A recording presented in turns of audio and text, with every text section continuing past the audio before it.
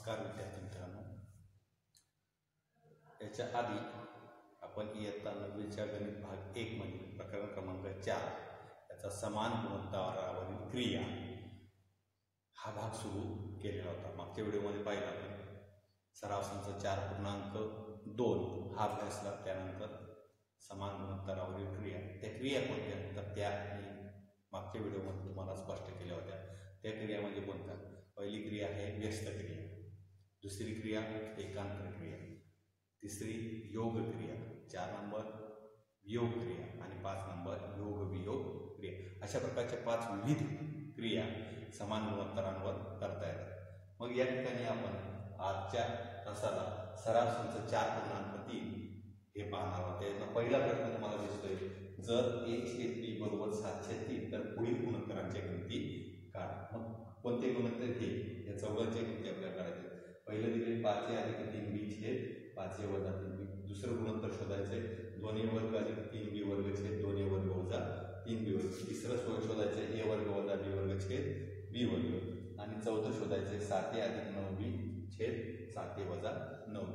आता जे आपण कालच्या व्हिडिओमध्ये किंवा यापूर्वीच्या व्हिडिओमध्ये जे आपण पाहिले वेगवेगळ्या प्रकारचे समान गुणोत्तरांवरील क्रिया, त्या क्रियांचा ज्या 5 क्रिया आहेत त्याच्यापैकी कुठल्या क्रियांचा वापर करता येईल या ठिकाणी वेगवेगळ्या क्रियांचा वापर करून आपण हे उदाहरण सोडवणार आहोत। ठीक आहे, त्यातला आपण आता पहिले कडे बोलणार आहोत हे सोडवण्यासाठी।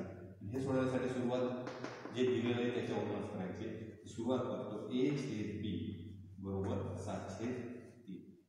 ठीक आहे, मग इथं जर तुम्ही पाहिलं हे उदाहरण पहिलं आपल्याला सोडवायचं, a ला 5 ने गुणले 5 असा गुणक आहे, b चा समूलक काय 3, म्हणून आपल्याला या ठिकाणी सुद्धा इथं 5 आणि इथं 3 असला पाहिजे। मग दोन्ही बाजूस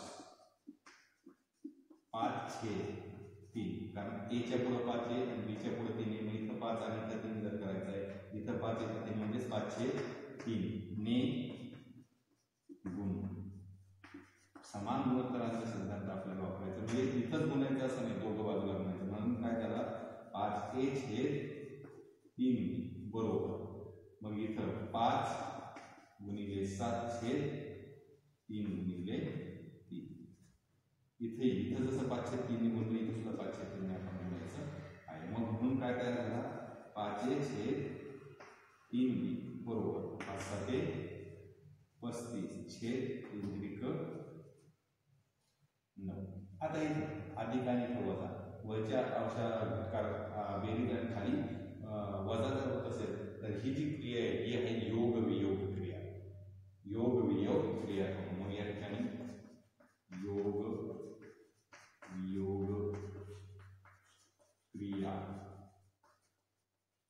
योग वियोग क्रिया करताना तेच 5a हा खालचा वरती मिळवला 3b 5a अधिक 3b छेद 5a वजा 3b बरोबर। मग इकडे सुद्धा तसंच 35 अधिक 9 छेद 35 वजा 9। मग इकडची बाजू जर आपल्याला 30 शोधायची, याच्या किमती आता फक्त इथं बेरीज व्हायची, इथं वजा बाकी। मग काय लिहिलं 5a अधिक 3b छेद 5a वजा 3b बरोबर 35 आणि 9 किती झाले 44, आणि 35 मधून 9 वजा केले किती उरले, मग 35 मधून 9 गेले तर 26, किती उरले 26, 35 मधून 9 गेले 26। वजा बाकी करता येऊ शकते, सॉरी याला भाग जाऊ शकतो, कितीने भाग जाईल 2 ने भाग जाऊ शकतो।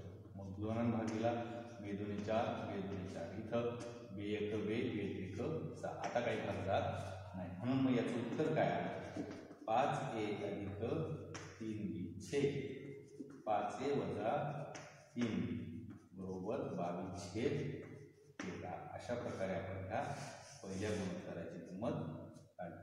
आता तुम्ही लक्षात घ्या, हे पहिलं आणि हे शेवटचं हा जो प्रश्न आहे दोघं सेम आहे, काहीच बदल नाही, प्रक्रिया ह्याच पद्धतीने, फक्त इथं काय 5 आणि 3, त्याच्याऐवजी इथं काय घेण्यात आलं 7 आणि 9, म्हणजे सेम याच पद्धतीने हा चौथा जो मुद्दा आहे, चौथ्या गुणोत्तराची क्रिया याच पद्धतीने मांडणी करून सोडवायची आहे। फक्त इथं 5 आणि 3 म्हणजे 5/3 ने गुणलेलं आहे आपण, 5/3 ने, पण या ठिकाणी कितीने 7/9 ने गुणावं लागेल. कितीने? 709. पण सुरुवात अशीच करावी लागेल. त्यामुळे हा जो पॉईंट आहे हा तुम्ही सोडवायचा आहे. चौथं उदाहरण. आता आपण एक दुसऱ्या मुद्द्याकडे वळू. ठीक आहे. दुसरा मुद्दा सुरुवात करण्यासाठी पुन्हा तीच पद्धत वापरायची. सुरुवात याच्यापासूनच होणार. जे दिलेलं आहे ते काय? a/b बरोबर पुन्हा काय? 7/3. a/b बरोबर 7. आता इथे बघा काय म्हटलं या ठिकाणी? वर्ग. आणि इथं सुद्धा वर्ग म्हटलं. आधी याचा वर्ग करू आणि मग ते 2 ने 3 ने वर्ग म्हटलं. आधी काय करू? वर्ग. मग दोन्ही बाजूंचे वर्ग करून दोन्ही बाजूंचे वर्ग करून मग दोन्ही बाजूंचे याचा वर्ग a वर्ग, b चा वर्ग b वर्ग, 7चा वर्ग 49, 3चा वर्ग 9. झालं तयार. आता इथं a वर्गाला कितीने गुणले? 2 आणि b वर्गाला कितीने? 3 आहे. म्हणजे इथं 2 आणि इथं 3. म्हणजे हीच क्रिया जी इथं केली सेम. इथं 2/3, इथं सुद्धा 2/3. दोघं बाजूला 2/3 ने गुणणं. बघा दोन्ही बाजूस 2/3 ने गुणणं. 2/3 ने गुणून केले आपण. बघा का जे सर्वनाम असतात त्यांचे इथं कितीने गुणलं होतं? 5/3. इथं 2/3. याच्यासाठी कितीने? 709 ने गुणलं. आता इथं 2/3 ने गुणून मग इथं a वर्गाला गुणलं. मग 2a वर्ग छेद 3b वर्ग बरोबर 2 गुणिले वरचा 49 छेद 2 गुणिले 9. हे इथं सुद्धा मग हे तसंच 2a वर्ग छेद 3b वर्ग बरोबर 49 गुणिले 2. 49 गुणिले 2 किती झाले? 98. 9 8 8 4 1 2 8 ने 9 आणि 9 गुणे 18. ठीक आहे. भाग जात असेल तर द्यायचं. मग 2 ने भाग सॉरी 2 ने चुकलं. सॉरी 3 ने केलं पाहिजे. 3 9 27. जर इथे भाग जात असेल तर द्या. नाही जात नसेल जात तर मग तसं मला नाही वाटत भाग जाईल. भाग जात नाही. मग आता आपली पुढची क्रिया इथं काय दिसतंय? वरती बेरीज खालची वजाबाकी. म्हणून कोणती क्रिया? पुन्हा योग वियोग क्रिया. योग वियोग क्रिया करून मग याच्यात योग वियोग क्रिया 2a वर्ग अधिक 3b वर्ग छेद 2a वर्ग वजा 3b वर्ग बरोबर 98 अधिक 27 छेद 98 वजा 27. हे जसं तसं लिहिलं. 2a वर्ग अधिक 3b वर्ग छेद 2a वर्ग वजा 3b वर्ग बरोबर 98 मध्ये 27 मिळवले. झाले किती? 125. किती झाले? 125. आणि 98 मधून 27 8 7 गेले 1, 9 2 गेले किती? 7 71. 71 आणि 125 इथेही भाग जात नाही. 71 ही मूळ संख्या भाग जाणार म्हणजे याचं गुणोत्तर इथंच संपलेलं आहे. भाग जात नाही म्हणजे काय आलं याचे उत्तर? गुणोत्तराची किंमत काय आली? 125/71. ठीक आहे. अशा आता तिसरा मुद्दा आपल्याला सोडवायचा आहे 3 नंबरचा. इथे वर्ग दिसत आहे. आपण वर्ग केलेच आहे बरोबर. या ठिकाणी आपण वर्ग केलेले आहेत. याला मी 1 नंबर देऊन देतो. हीच किंमत वापरतो. a वर्ग छेद b वर्ग बरोबर किती आहे? 49/9. 1 वर्ग. किंवा असं जर डायरेक्ट आपल्याकडे उपलब्ध आहे म्हणून लिहिलं. तसं जर वाटत नसेल तुम्हाला तर एक करू शकतात. पुन्हा त्याच स्टेपने जायचं. परत आपल्या पहिल्या स्टेपने या पद्धतीने काय? a/b बरोबर 7/3. दोन्ही बाजूचे वर्ग करून मग वर्ग केले काय? a वर्ग छेद b वर्ग बरोबर 7चा वर्ग किती? 49 छेद 3चा वर्ग 9. इकडे वर्ग केले तिकडे सुद्धा वर्ग केले. मग आता इथं मात्र काय दिसतंय? वजाबाकी खालचं ते फक्त कोणती क्रिया आहे? वियोग क्रिया. कोणती क्रिया आहे? वियोग क्रिया. मग लिहायचं वियोग क्रिया करून. वियोग क्रिया काय? a वर्ग वजा b वर्ग छेद b वर्ग. मग a वर्ग किती आहे? लिहिलेलं आहे इकडची बाजू पण तशीच करायची 49 वजा 9/9 म्हणून a वर्ग वजा b वर्ग छेद b वर्ग बरोबर 49 मधून 9 गेले 40/9 भाग जात नाही म्हणजे त्याची किंमत किती आली 40/9 म्हणजे अशा प्रकारे आपण या किमती काढू शकतो. ठीक आहे. या पद्धतीने आपल्याला या विविध किमती काढता येतात. त्यानंतर पुढील भागाकडे आपण वळणार आहोत.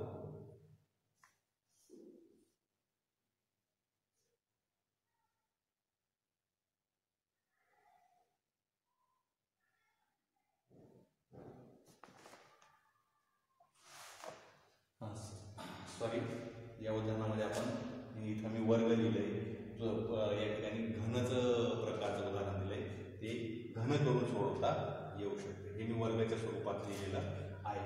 घनच्या स्वरूपाचा तुम्ही करा. याच ठिकाणी मी आपले 5वा मुद्दा लिहून देतो. 5वा प्रश्न या ठिकाणी a घन वजा b घन छेद b घन. मग इथं वर्गाच्या वेळी काय करणार, दोन्ही बाजूंचे घन करू. घन करून म्हणजेच काय, a घन छेद b घन बरोबर 7चा घन. 7चा घन किती 343 आणि छेद 3चा घन किती 27. 3चा घन 3 त्रिक 9 9 त्रिक 27 343 छेद 27 असं इथे येईल. मग त्यानंतर या ठिकाणी काय वियोग क्रिया करून a घन वजा b घन छेद b घन बरोबर 343 वजा 27 छेद 27. 343 मधून 27 वजा करायचा आणि मग ते 27 वजा गेल्यानंतर येतील तुमचे 325 325 छेद 27 अशा प्रकारचं त्याचं उत्तर मिळेल. ठीक आहे. दुसऱ्या प्रश्नाकडे वळू आपण आता.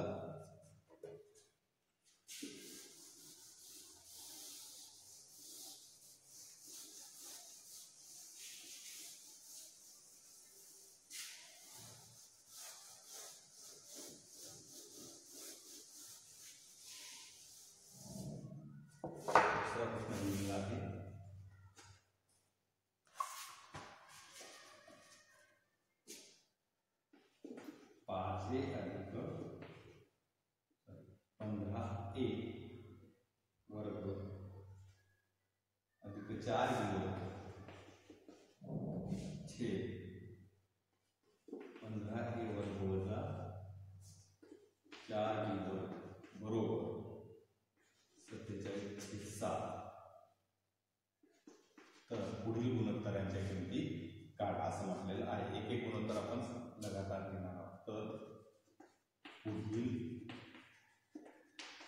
गुणोत्तरांच्या किमती काढा. ठीक. पुढील गुणोत्तरांच्या किमती काढा. त्याचं पहिलं दिलं a छेद b ची किंमत आपल्याला काढायची घेतलेली. मग कसं काढते a छेद b? इथं तो उलट आता आपल्याला विरुद्ध बाजूला जायचं. आता हाच घटक मी लिहितोय. ठीक आहे. कसं काय 15a वर्ग अधिक 4b वर्ग छेद 15a वर्ग वजा 4b वर्ग बरोबर 47/7. आता इथं पुन्हा योग वियोग क्रिया परत याच्यामध्येच करायची. योग वियोग क्रिया करून हे उदाहरण सोडवल्यानंतर आपल्याला कठीण वाटतं तसं पाहिलं तर काहीही कठीण नाही, अतिशय सोपं आहे. सोडवताना लक्ष द्या. अतिशय सोपं हे उदाहरण आहे. हेच योग वियोग क्रिया करणे म्हणजे काय, हा आणि हा घटक कसा ससा देतो बघ. 5a वर्ग अधिक 4b वर्ग अधिक परत 5 15 नंतर 15a वर्ग वजा 4b वर्ग छेद असतं इकडं. हेच जे आहे ते फक्त हे चिन्ह बदलतो. 15a वर्ग अधिक 4b वर्ग वजा, पण याला मी कंसात टाकतो, 15a वर्ग वजा 4b वर्ग बरोबर 47. इकडे पण तसं 47 अधिक 7 म्हणजे 47 वजा 7. हे कंसातून काढावं. कंस का द्यायचे, तर बेरीज करताना कंसाची गरज नाही, पण वजाबाकी करताना कंस द्यावा लागतो. कंस देण्यामागचं कारण काय, की चिन्ह बदलतात. कसे बदलतात बघा. काय तयार होणार? 15a वर्ग अधिक 4b वर्ग अधिक हे जसंच तसंच आहे 15a वर्ग वजा 4b वर्ग. छेदस्थानाचं काय होतंय बघा, 15a वर्ग अधिक 4b वर्ग वजा 15a वर्ग. हे वजा आणि हे वजा अधिक होईल, अधिक 4b वर्ग बरोबर. 47 आणि 7 7 14 म्हणजे झाले 54. 47 मधून 7 दिले 40. इथं काय होतंय बघा, हा 4b वर्ग धनही हा ऋण हे दोघं गेले. तसंच इथं 15a वर्ग हा ऋण हा ऋण दोघं गेले. आता हे 15a वर्ग हे 15a वर्ग किती झाले? 15 आणि 15 30a वर्ग बेरीज केली आणि छेदस्थानचा हा 4b वर्ग आणि हा 4b वर्ग झाले 8b वर्ग बरोबर. इथं भाग जाऊ शकत असेल तर द्यायचा. 2ने भाग झाला. 2ने भाग दिल्यानंतर किती होतं बघा, 2 दुने 4 उरला 1 बेस 14 27 आणि या ठिकाणी 20 2 दुने 4 0. आता काही भाग जात नाही. मग ते दिला किती 20 27 छेद 20. ठीक. इथे भाग जाऊ शकतो. कितीने भाग जाऊ शकते? 2ने जाऊ शकतो.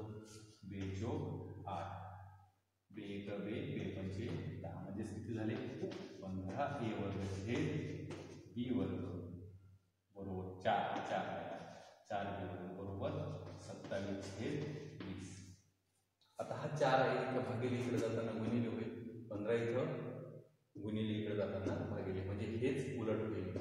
इकडे शिल्लक राहिला त्यांचा a वर्ग छेद b वर्ग बरोबर 27 गुणिले 4 भागिले 20 गुणिले 15. हे उलट झालं 15 छेद 4. इथं भाग जाऊ शकतो तर द्यायचं. 4 इथं 4 4 पंचे 20. इथे जाऊ शकतो 3ने 3 5 15 3 9 27 म्हणजेच वरती काय राहिलं a वर्ग छेद b वर्ग. वरती राहिला 9 गुणिले 1 9 1 9 आणि 5 गुणिले 5 5 5 25. वर्ग आहे, वर्गमूळ काढलं आपण. वर्गमूळ काढणं. वर्गमूळ काढल्यावर a वर्गाचं वर्गमूळ a, b वर्गाचं वर्गमूळ b, 9चं वर्गमूळ 3, 25चं वर्गमूळ 5. म्हणजे अशा प्रकारे आपल्याला a छेद b ची किंमत मिळाली, जी विचारली होती ती 3/5. ठीक आहे. a छेद b ची किंमत आपल्याला मिळाली 3/5. तर पुढच्या गटाकडे वळू. दुसरा प्रश्न त्याच्यासाठी विचारलेला आहे बघा. 2 नंबरचा 6a वजा 3b छेद 7a अधिक 3b. ठीक आहे. आता तुम्ही बघा मग याच्याकडून परत याच्यावरून हे a छेद b ची किंमत मिळवून मग इकडे जायचं. तसं इथं आपल्याला मिळालेलीच आहे a छेद b ची किंमत. आता याचा वापर करून ह्या किमती काढायच्या. याचा वापर करून आपल्याला याची किंमत काढायची आहे. ठीक आहे. मग कसं करणार? a छेद b बरोबर किती आहे 3/5. पण a च्या पुढे काय दिसतोय 7 आणि b च्या पुढे काय दिसतोय 3. ठीक आहे. मग याचा अर्थ इथं मला 7 पाहिजे तर 3 पाहिजे. दोन्ही बाजू कशाने गुणून 7/3 ने 7/3 ने गुणून 7/3 ने गुणल्यावर काय होईल बघा.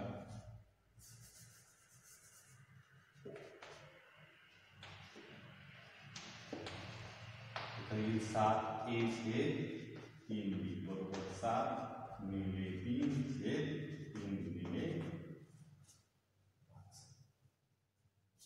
7 हा 7/3 इथे किती 7/3 म्हणजे 7a छेद 3b बरोबर 3 3 गेले 7/5 शिल्लक आहे. ठीक. पण मग आता इथं वरती वजा आहे इथं अधिक आहे. पण अशा प्रकारचं कुठल्याही प्रकारची क्रिया नाही. आपल्याला आहे एक क्रिया योग वियोग क्रिया. वरच्या बाजूला बेरीज होते, खालच्या बाजूला वजाबाकी होते. पण इथं उलट आहे, वरती वजाबाकी खाली बेरीज. मग वियोग योग क्रिया अशा प्रकारची कुठलीही क्रिया नाही. म्हणून आपल्याला लिहायचे योग वियोग क्रिया करायची या ठिकाणी. योग वियोग क्रिया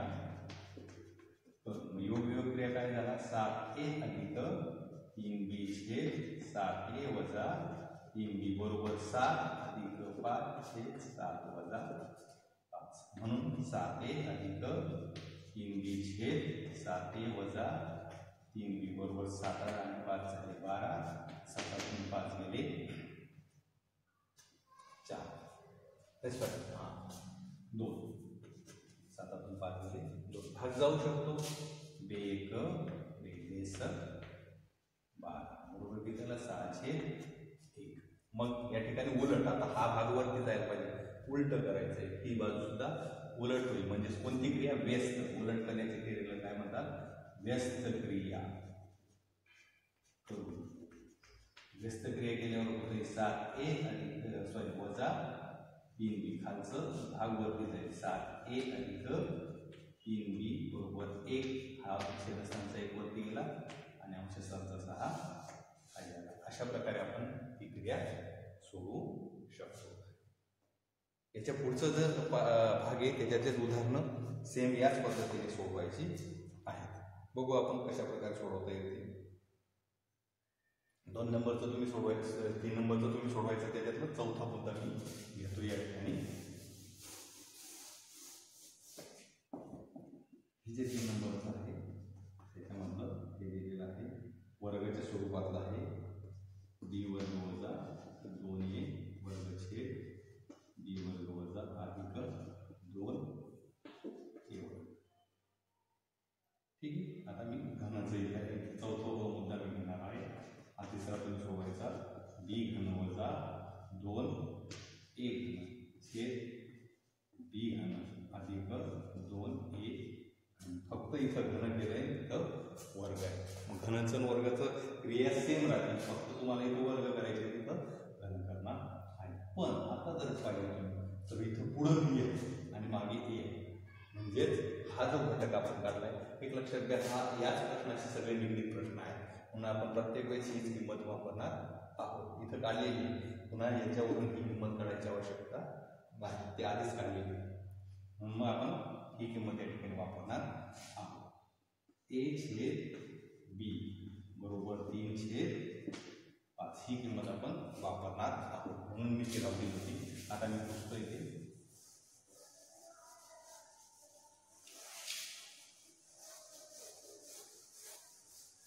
ठीक आहे बरं पण मग इथं बी आहे म्हणजे बी वरच्या बाजूला गेला पाहिजे ए नंतर मग याची व्यस्त क्रिया केली आणि व्यस्त क्रिया करून व्यस्त केल्यामुळे उलट होईल बी छेद ए बरोबर इकडचं पण उलट होईल 5 छेद 3 आता आपल्याला इथं काय करायचं आहे घन इथे घन दोघांचे आपण काय करू मग घन नंतर या दोनचा विचार करू दोन्ही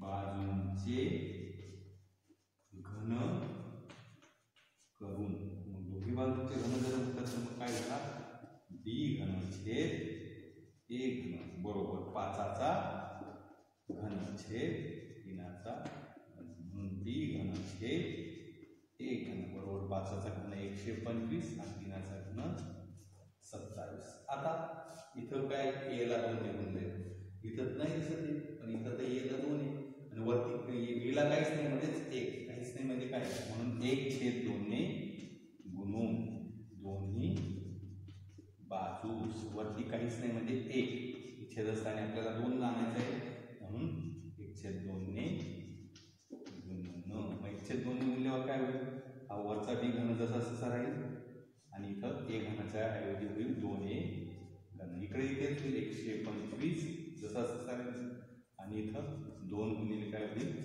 27 ठीक आहे म्हणून काय झालं हा बी घन छेद 2a घन बरोबर 125 छेद 27 गुणे किती झाले 54 याला भाग द्यायचा 5 आणि 4 9 5 6 7 8 3 ने काही भाग जात नाही म्हणजे कुठेही भाग जाणार नाही आता ही कोणती क्रिया दाखवली बघा परत खाली बेरीज वरती वजाबाकी अशी क्रिया कुठलीही नाही योग क्रिया नाही योग क्रिया म्हणजे वरती बेरीज होते खाली वजाबाकी मग पुन्हा या ठिकाणी आपल्याला योग क्रिया आपण करू बघा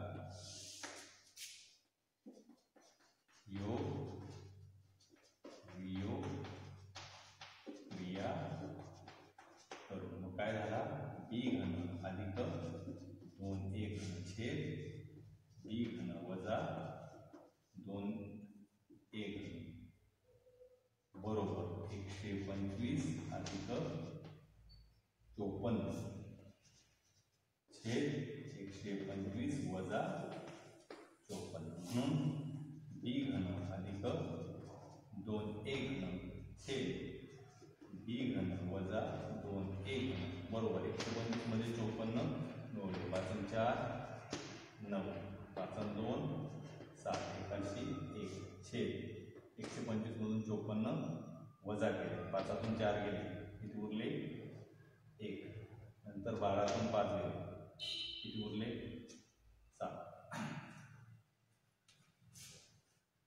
2 तून 5 जात नाही म्हणून हातच्या घेतला 12 तून 5 गेले 7 71 आता ही मिळाली पण आपल्याला ही बाजू वरती पाहिजे ही बाजू खाली पाहिजे मग कोणती क्रिया व्यस्त क्रिया करू मग काय होईल बी घन वजा 2a घन छेद बी घन अधिक 2a घन बरोबर 71 छेद 179 अशा प्रकारे याची किंमत मिळेल त्याच पद्धतीने हे जे उदाहरण आहे फक्त घनच्या ऐवजी काय करायचं आहे वर्ग करायचं आहे आणि सेम पद्धतीने सोडवायचं आहे त्याच्यामध्ये काही बदल नाही याच पद्धतीने हे उदाहरण सोडवायचं आहे बी वर्ग वजा 2a वर्ग छेद बी वर्ग अधिक 2a वर्ग या पद्धतीचं उत्तर तुम्ही सोडवायचं आहे ठीक आहे त्यानंतर आपण पुढच्या उदाहरणाकडे वळू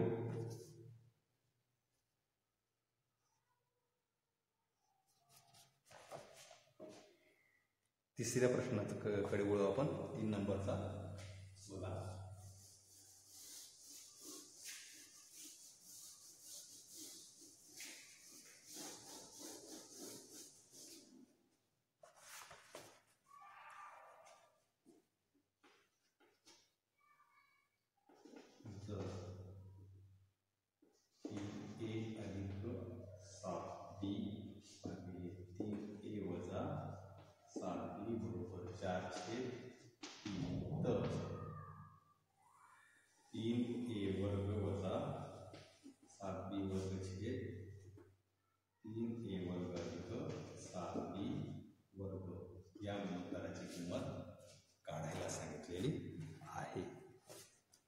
मग बघा कसं करता येईल पुन्हा मागच्या उदाहरणासारखंच आपल्याला याच्यावरून ए छेद बी ची किमती आपल्याला आधी काढायची आहे मग काय योग्य क्रिया करावी लागते 7b छेद 3a वजा 7b बरोबर 4 छेद 3 योग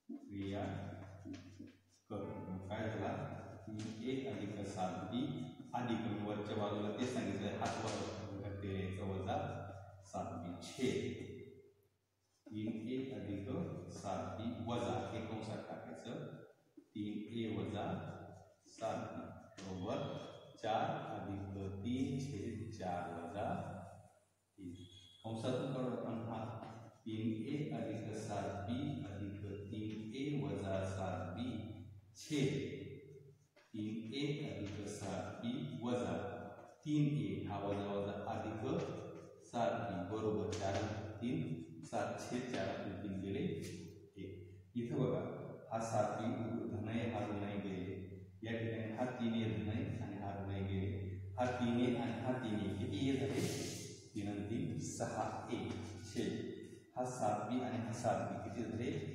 14b बरोबर 7 छेद 1 ठीक आहे हा 14 इकडे जाताना गुणिले जाईल हा 6 इकडे येताना भागिले जाईल म्हणजे भाग देता आला तर देऊ शकतो इथेही भाग जाऊ शकतो कितीने जाईल 2 त्रिक 6 2 7 14 म्हणजे किती झालं 3a छेद 7b बरोबर 7 छेद 1 7 इकडे गेला 3 इथं आला म्हणून a छेद b बरोबर 7 गुणिले 7 हा 7 इकडे गेला 1 गुणिले म्हणजेच a छेद b बरोबर 7 7 किती झाले 49 आणि 3 1 30 a छेद b ची किंमत आपल्याला मिळाली 49 छेद 3 किती मिळाली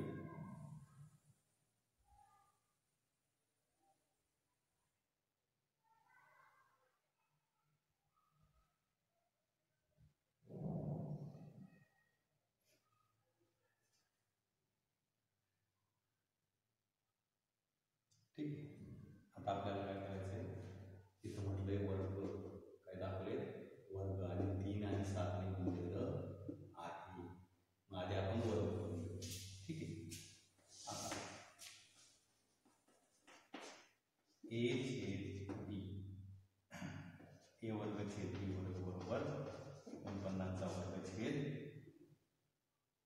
3चा वर्ग, 49चा वर्ग छेद 3चा वर्ग, दोन्ही बाजूंचे वर्ग करून.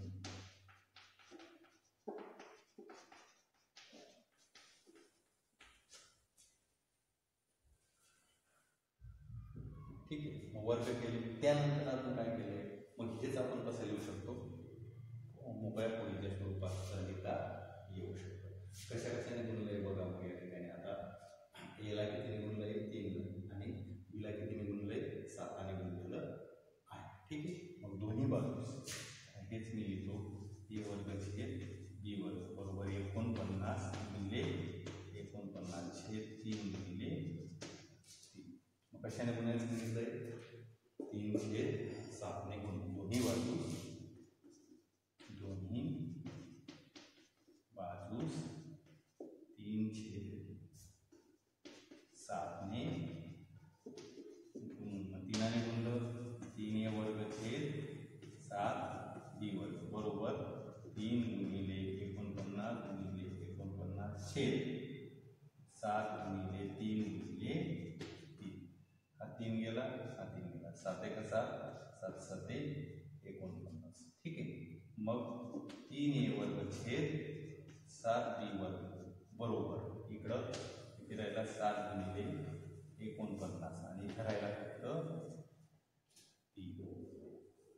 मग याचा गुणाकार होऊ शकतो, म्हणून 3 ए वर्ग छेद 7 बी वर्ग बरोबर 7 नवे 63 3 आणि त्याला 7 7 चौक 28 28 आणि हे 6 6 14 343 छेद 3 343 छेद 3. मग या ठिकाणी आता काय होईल, पुन्हा योग वियोग क्रिया, कारण त्यांनी बेरीज वजाबाकीच्या स्वरूपात दिलेलं आहे, म्हणून योग वियोग क्रिया करून योग वियोग क्रिया करून मग काय होईल, 3 ए वर्ग अधिक 7 बी वर्ग छेद 3 ए वर्ग वजा 7 बी वर्ग बरोबर किती 343 अधिक 3 छेद 343 वजा 3. तयार झाला 3 ए वर्ग अधिक 7 बी वर्ग छेद 3 ए वर्ग वजा 7 बी वर्ग बरोबर 343 मध्ये 3 मिळवले 346 झाले आणि याच्यातून 340. ठीक आहे. भाग जाऊ शकत असेल तर द्यायचा, 2 ने जातो, बे 1 बे बे 7 हे पुढला बे 7 14 आणि बे 1 6 इथेही जाऊ शकतो, बे 1 बे 7 14 शून्याची शून्य म्हणजेच काय झालं 3 ए वर्ग अधिक 7 बी वर्ग छेद 3 ए वर्ग वजा 7 बी वर्ग बरोबर 173 छेद 170. पण बघा पुन्हा आपल्याला विचारलेलं काय आहे, वरच्या बाजूला ऋण चिन्ह आहे, खालच्या बाजूला धन, म्हणजे हे उलट करायचं. याचा हे वजा हे आलंय आपलं उत्तर जवळजवळ, फक्त आता काय करायचंय, व्यस्त क्रिया करायची आहे. व्यस्त क्रिया कर. मग काय झाला 3 ए वर्ग वजा 7 बी वर्ग भागिले 3 ए वर्ग अधिक 7 बी वर्ग बरोबर हा 170 छेद 173 हे याचं उत्तर. अशा प्रकारे व्यवस्थितपणे मांडणी करून आपल्याला उदाहरणं सोडवावी लागतात. त्यानंतर ते याच्यातला प्रश्न क्रमांक 4 त्याच्यामध्ये वेगवेगळे उदाहरणं दिलेली आहेत, ते आपण पुढच्या व्हिडिओमध्ये पाहणार आहोत. जेवढे होमवर्क असतील तेवढे सांगितलेले असते वेळेवर पूर्ण करत